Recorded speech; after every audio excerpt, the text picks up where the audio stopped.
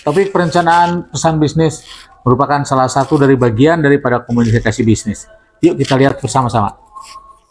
Perencanaan pesan bisnis adalah proses yang digunakan oleh pelaku bisnis untuk mengidentifikasi dan menganalisis pesan bisnis yang akan disampaikan kepada karyawan, pelanggan, dan pemangku kepentingan lainnya. Dengan melakukan perencanaan pesan bisnis, kita dapat mengoptimalkan komunikasi mereka, memastikan bahwa pesan-pesan yang disampaikan secara efektif, dan mencapai tujuan bisnis yang diinginkan. Perencanaan pesan bisnis adalah proses komposisi penyusunan pesan bisnis yang terdiri dari beberapa tahapan. Di antaranya, 1. Perencanaan tujuan audiens, ide, dan saluran. Tahap pertama dalam perencanaan pesan bisnis adalah menentukan tujuan komunikasi, identifikasi audiens yang akan menjadi penerima pesan, merumuskan ide, serta memilih saluran komunikasi yang tepat. 2. Pengorganisasian ide. Setelah tujuan, audiens, dan ide pesan bisnis ditentukan, langkah perencanaan pesan bisnis selanjutnya adalah mengorganisasi ide-ide ini dengan rapi. Pengorganisasian ide memastikan bahwa pesan memiliki alur logis dan terstruktur dengan baik. Ini melibatkan pembagian informasi ke dalam bagian-bagian yang jelas dan menentukan urutan yang paling efektif untuk menyajikan informasi tersebut. 3. Membuat draft dan merangkai kata, kalimat serta paragraf. Dalam proses perencanaan pesan bisnis ini, pesan bisnis sebenarnya mulai dibuat. Pengirim pesan akan membuat draft pesan dengan memilih kata-kata yang tepat, merangkai kalimat yang efektif, dan mengatur paragraf sesuai dengan urutan informasi yang telah ditentukan. Pesan harus ditulis dengan jelas, ringkas, dan sesuai dengan audiens yang dituju. 4. Merevisi. Proses perencanaan pesan bisnis tidak berakhir setelah pembuatan draft. Tahap terakhir, yaitu revisi, adalah langkah penting. Revisi melibatkan peninjauan kembali pesan untuk memastikan kejelasan, ketepatan, dan kelengkapan. Pesan yang baik harus bebas dari kesalahan tata bahasa, ejaan, dan harus mengkomunikasikan pesan dengan efektif. Pada tahap ini, pengirim pesan dapat memperbaiki dan menyempurnakan pesan sesuai kebutuhan.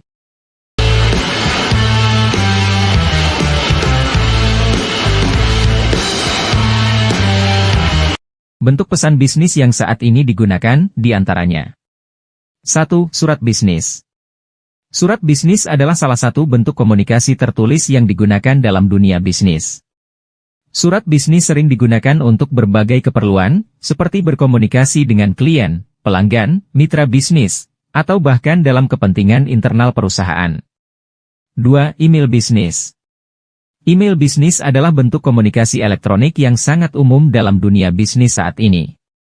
Email digunakan untuk berkomunikasi dengan cepat dan efisien dengan kolega, klien, mitra bisnis, atau pelanggan. 3. Laporan organisasi. Laporan organisasi adalah dokumen yang merinci kinerja, hasil, dan informasi terkait perusahaan atau organisasi.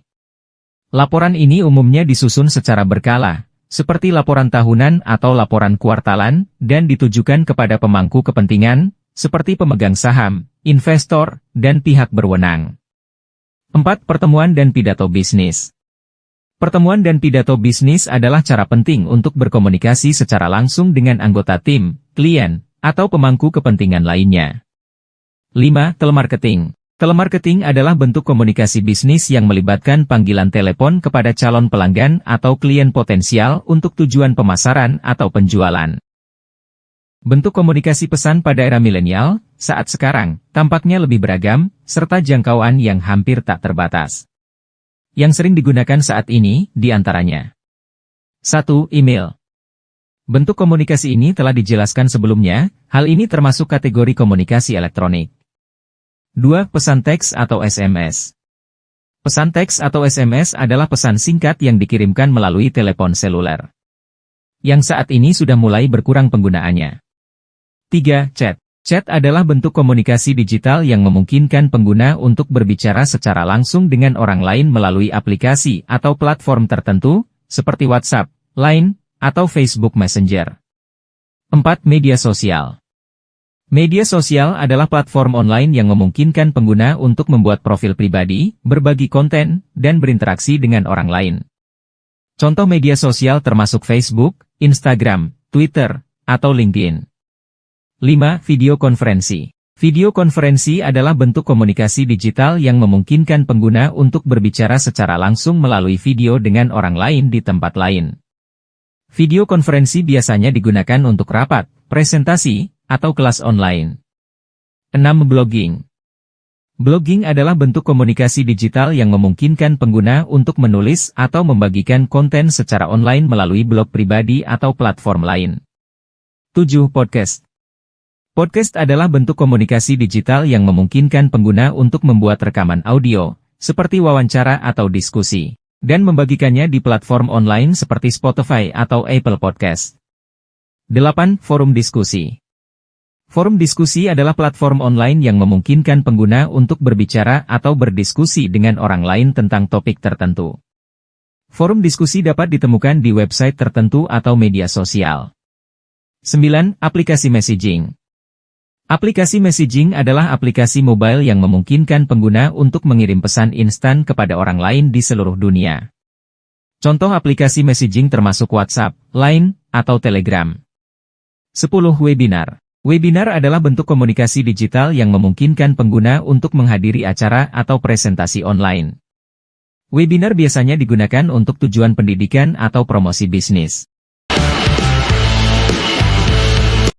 10 hal tersebut dapat dikategorikan sebagai komunikasi digital.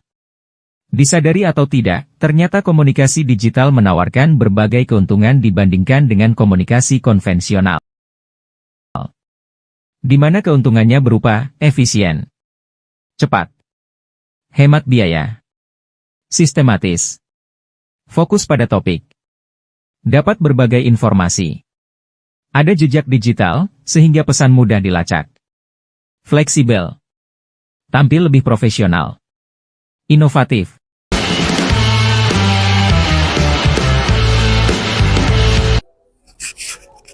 Terima kasih teman sudah menyaksikan video ini.